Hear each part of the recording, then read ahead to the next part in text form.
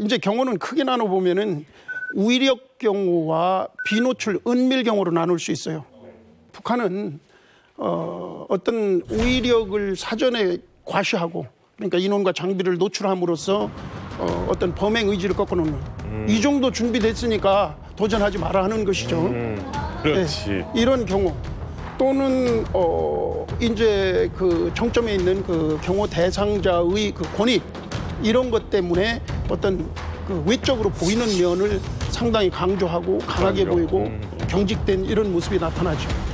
그런데 이렇게 이제 국제 간에 이렇게 경호를 해보면 소위 이제 공산국을 국가, 좀 이제 이렇게 통제된 국가 이런 나라에는 그 어떤 경호 방식, 경호 시스템이 취재 경쟁을 그렇게 그 경호하는 데에 고려하지 않아요.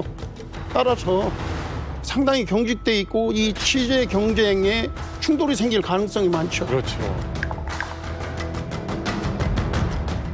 그러나 우리 경호는 은밀 비노출 경호입니다.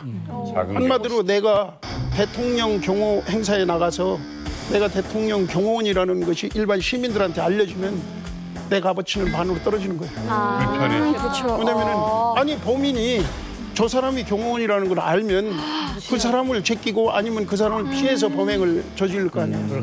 그래서 누가 경호원인지 모르는 그런 비노출 은밀 경호를 통해서 범행을 함부로 할 수 없도록. 은밀하게 미개하게. 그런데 언제부터 대통령께서 자꾸 작은 경호를 요구를 많이 하세요. 그러니까 티나지 마라. 네. 국민들 불편하게 하지 마라. 근데 경호실은 정말 힘들 것 같아요. 그렇습니다. 그래서 지금 우리 경호처에 여러 가지 이제 경호 기법이라든지 장비라든지 이런 것을 논의하고 시스템을 만들면서 최종적인 목표는 공기 같은 경호입니다. 공기 같은 경호. 바람 보이지 않게. 공기가 늘상 여기 있잖아요. 네. 그러나 이게 부담스럽지도 않고 그렇다고 그래서 이 공기가 없으면은 치명적인데 네, 치명적. 노무현 대통령께서는 김정일 그 위원장하고 무게차에 열려 있는 데에 이 카퍼레이드를 했습니다. 그래서 그때는 주변에 고층 건물도 있고 또 시민들이 동원돼 가지고 쫙 있고 네. 또 환영 나온 시민들 때문에 차량의 속도도 줄이고 이렇게 되면은 어느 면에서 VIP가 이 상반신이 그대로 노출돼 있는 거 아니에요.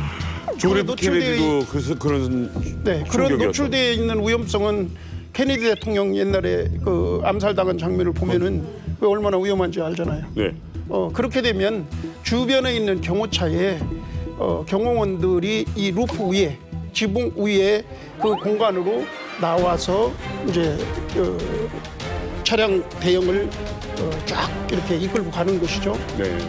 그렇게 함으로써 흔히 얘기하는 오주 경계라고 하는 전후 좌우하고 공중 경호에 유리한 면이 있고 또 경호원은 대통령에 대한 어떤 이 방벽을 형성하는 방탄이니까 그런 작용도 하고 네. 그래서 그때 이제 그런 경호를 하는 걸 보고 북한에서는 그런 경우가 별로 없었던 것 같아요. 네.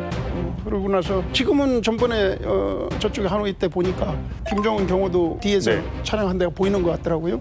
그쪽도 그렇게 쓰고 있습니다.